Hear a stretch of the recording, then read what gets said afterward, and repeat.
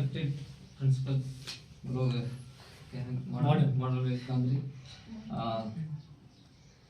Green Hill Public School Kanga, other teachers, a very wonderful good afternoon to all of you.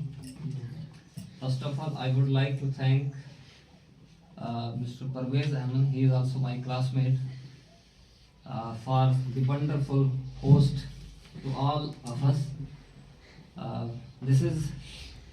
He has taken extra time to organize this program. Actually, we people have met before 6 months, I think. We have talked together, Mr. Dr. Parvez Bhai. We had decided to organize such type of programs so that we can facilitate our teachers and we can bring the people from other outside, resource persons who will share the experience. I think Harun sir has very beautifully described all the basic tenets of a teacher, what a teacher should like be. But I want to add something to his lecture. Such as he said, involvement of the student. For example, you enter the class and you see that 2 or 3 students, or one of the student is very much naughty and he is disturbing the whole class. What should you do? He has asked the question. In that case, I have replied that we should involve the very child in the teaching learning process. And what should be the better way to involve the student? To me, I will tell you my own experience, what I do with such type of students. To me, the best way to deal such students is bring them forward and ask them to tell about something, whether it is joke, whether it is related to the topic or anything else. When we bring that very child forward, he will himself get motivated that if I can do anything at the backbench, why shouldn't I give my best here in front of all the people? And next thing, for a teacher, when we enter the class, we see that we are dealing with the number of minds. We are dealing with 10, 20, 100 personality for him. He can ask anything to the teacher. For example, I have an experience in high school when I was teaching tenses, because I am PG in English. So I was there as a lecturer, contextual lecturer of English, and I was teaching the tense. And I write present, past and future. One of the students got up and said, why should we write present first? Why shouldn't we past? Because past has already gone. Why shouldn't we write in this symmetry? I was shocked. I had not thought about this question before that. मैंने कभी सोचा भी नहीं था कि कोई बच्चा मुझे ऐसा क्वेश्चन कर पाएगा, ना कभी इस चीज पर रिसर्च किया. लेकिन एक वो स्ट्रीम ऑफ कॉन्शियसनेस, एक झरना बहता है इंसान की सोच के अंदर अंदर, तो एकदम से, जिसको हम कहते हैं ना, वो ईश्वर ने एकदम से कुछ डाल दिया दिमाग में. कुछ नहीं आया मुझे. And I was also not sure of my answer to the student. I said, because we start from present form of the verb, first form of the verb. There is no second form before the first. There is no zero form of the verb. We start from the first form. That is why we write present first, then past form second, then third. But I was not sure at that time. And this thing keeps circulating in my mind of even a day. I was thinking whether I have given the right answer or not. But the conclusion was a good news that I was right at that time. तो जब आप class से deal कर रहे हो तो बच्चा किसी भी तरह का क्वेश्चन आपसे कर सकता है. एंड फॉर दैट, उसके लिए आपको तैयार रहना है. When you choose a topic before going to the class, I am running a private school which is up to primary, progress up to primary. But you people, from high school Gandhari, you might be facing these problems. क्योंकि आप बड़े बच्चे पढ़ा रहे हो, कुछ बच्चा आपको चेक करना चाहता है, आप फर्स्ट टाइम किसी क्लास में जाते हो, किसी इंस्टीट्यूशन में जाते हो, उस दिन बच्चे आपकी टांग खींचते हैं, देखते हैं जरा नया सर आया है क्या है इसके पास, तो आपको कुछ भी पूछ सकते हैं। उसके लिए आपको क्या करना है, जो भी टॉपिक आप तैयार करते हो, और प्रिपरेशन जो है ये जो है आपकी परफॉर्मेंस का बेसिक है, आप प्रिपेयर होके जाओ। जब आप क्लास में जाते हो, आप कोई टॉपिक चूज करते हो, आपको सबसे पहले उसके नेगेटिव क्वेश्चंस के साथ डील करना है। First of all deal with the negative questions, reasoning. For example if we talk about Islam, जैसे हारून सर भी बता रहे थे कुछ चीजें, तो हम हिंदुइज्म, इस्लाम, सबसे पहली चीज जो है, आपको मैं इससे पहले एक चीज बता दूं, to be a good teacher और to be a good human being you must be religious. आपको कोई भी मजहब हो और रिलीजियस होना चाहिए। हमारे इस्लाम में लिखा है कि आपको मूंछें लंबी नहीं होनी चाहिए। इसने सोचा कभी क्यों? नाखून बड़े नहीं होना चाहिए, किसने सोचा मूंछें लंबी? आप जो वो उतनी मूंछ है जो कि आपके खाने के साथ टच ना हो जाए, वो हलाल है। अगर आपके खाने के साथ टच हो गई, वो हराम है।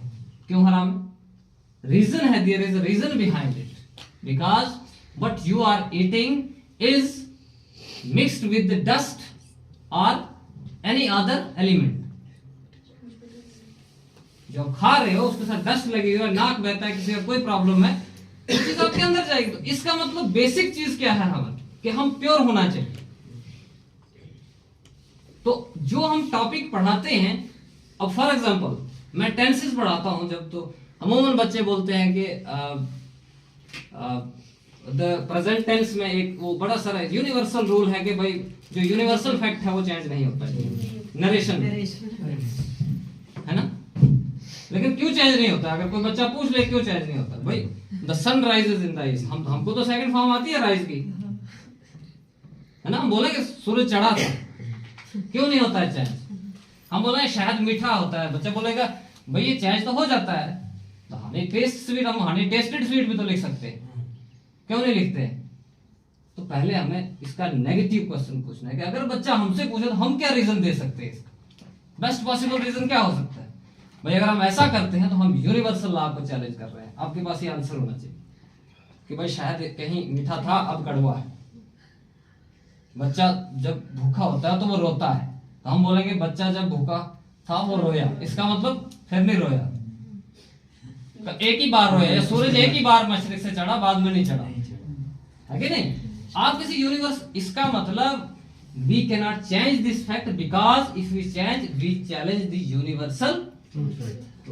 And the universal truth, or you can say the water boils at 100 degrees Celsius. The water boiled 100 degrees Celsius बोलेंगे तो बोला था, अब नहीं उबलता है, अब चाहे 200 डिग्री पे भी उबाल दो। It means you are challenging, which is baseless, which is untrue, जो है ही नहीं सच। तो मैं कहता हूं कि जो आप टॉपिक पढ़ा रहे हो, उस टॉपिक के रिलेटेड आप पहले ये सोच लो कि भाई हमें इसके बारे में इतने सारे दिमाग हैं, कितने खुराफाती दिमाग घूम रहे होंगे जो आपकी टांग खींचने के लिए। और अगर आप ऐसा करते हो तो मुझे उम्मीद है कि आप बेस्ट सक्सेसफुल टीचर हो सकते हैं। दूसरी चीज, हम टीचर्स जो होते हैं, हम बेसिक सेट ऑफ रूल्स और रेगुलेशन पे चल के अपनी क्लास को भी मोटिवेट करते हैं।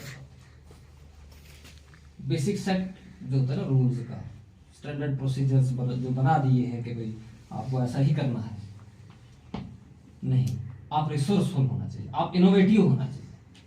You must invent new things, new methods of teaching.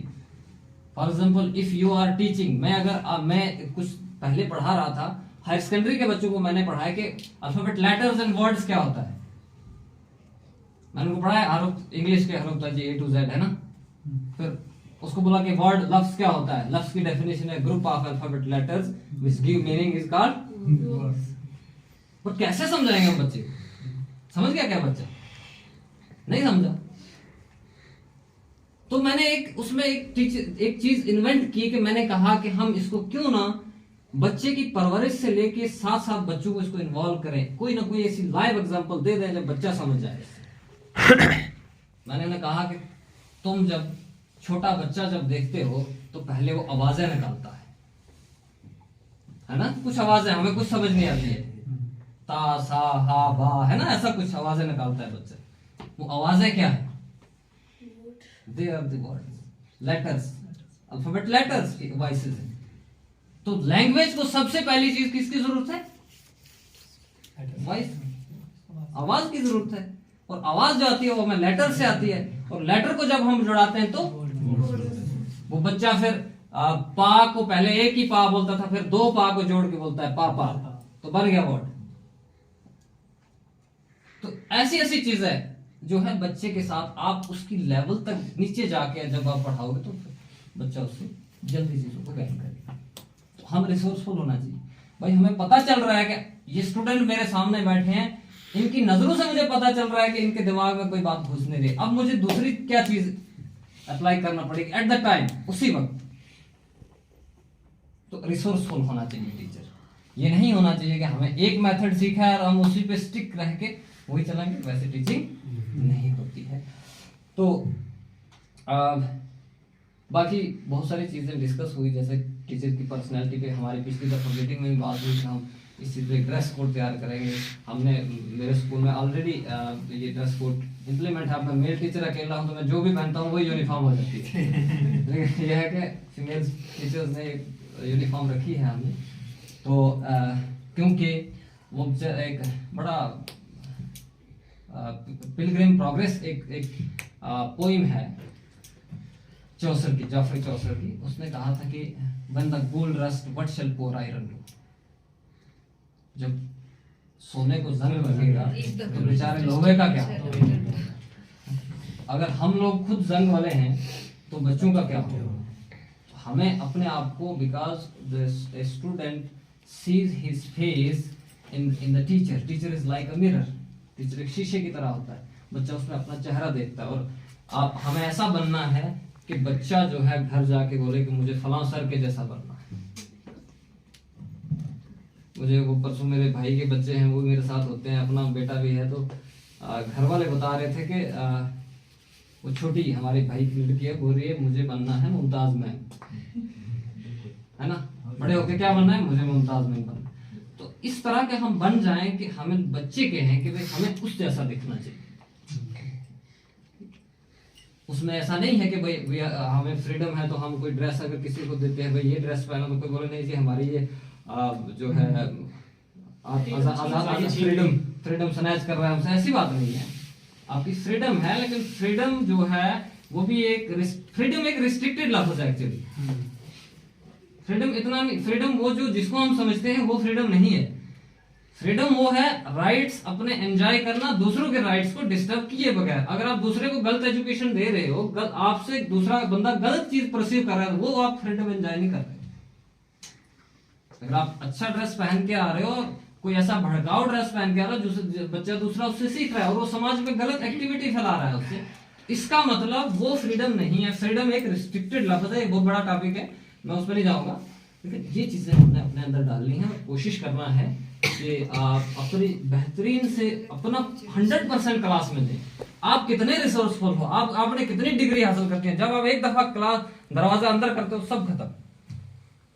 फिर आप किस तरह से बच्चे के सामने जाते हो, वो सबसे बड़ी डिग्री है आपकी। आप बीएड हो, पीएचडी हो, ये मैटर ही नहीं करता है। मैं तो कहता हूं कि मैं छोटे बच्चों को नहीं पढ़ाता क्योंकि मुझे उनको पढ़ाना नहीं आता। मैं पढ़ा नहीं सकता बच्चे को, मैं मोटिवेट ही नहीं कर सकता। लेकिन जब आप बच्चे को पढ़ाओगे, 2021 में मैं छोटे बच्चों को पढ़ाने लगा। 2021 मेरा पहला साल था जब मैं छोटे बच्चों को पढ़ाता, तो मैंने उन बच्चों से इतना कुछ सीखा। मुझे 4 लाइन कॉपी पे लिखना नहीं आता था भाई, एम कैसे बनाते हैं, डब्ल्यू कैसे बनाते हैं, डब्ल्यू कितनी लाइन में टच होना चाहिए, हमें ये चीजें नहीं पता थी। बहुत कुछ उससे सीखा। और बड़ी क्लास को पढ़ा के आप सिर्फ अपना एक लेक्चर इफेक्टिव दे सकते हो, अपने आप को संतुष्ट कर सकते हो कि मैंने आज बड़ा अच्छा लेक्चर दिया है। लेकिन छोटे बच्चे को पढ़ा के आप अपने बेसिक्स को स्ट्रॉन्ग कर सकते हो, आप मुतमईन हो सकते हो कि मैं कितना अच्छा बना रहा हूं। हाँ ये चीजें हैं, हम सब इसमें कोशिश करेंगे।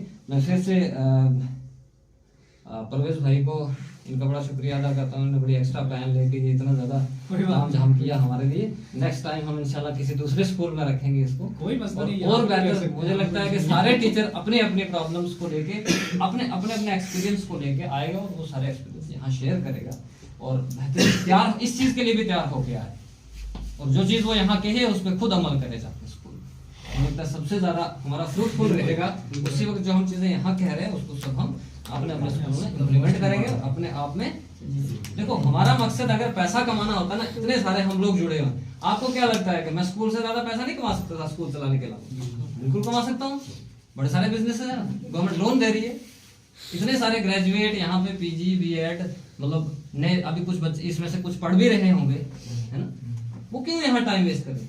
सिर्फ एक ही उसका एक ही मकसद है, क्योंकि कहीं ना कहीं उनके दिल के किसी कोने में टीचर प्रोफेशन के साथ लगाव है। पर टीचिंग प्रोफेशन जो है, अगर हमारे पास जेब में 50 ही रुपए होंगे, लेकिन अगर 10 आदमी हो जाएंगे तो बोला good morning sir, good afternoon sir करके पुकारेंगे लोग, इसमें इज्जत है और हमारा कहीं ना कहीं योगदान है सोसाइटी में, इसलिए हम जुड़े हुए हैं, हम थोड़ी कमाने के चक्कर में। इसलिए मैं कहता हूँ कि प्रोफेशनलिज्म अपने अंदर होनी चाहिए, चाहे कोई 12th है, ग्रेजुएट है, पीजी, वो मैटर नहीं कर रहा है। आप एक कंप्लीट प्रोफेशनल टीचर होना चाहिए और वो किसी डिग्री का मोहताज नहीं होता है। आप स्कूल में पढ़ा रहे हैं, आपके 4-4, 5-5, 10-10 साल एक्सपीरियंस है, आप अपने आप में बीएड हो, चाहे आपको किसी इंस्टीट्यूशन की ठप्पा नहीं है उसमें, ठीक है?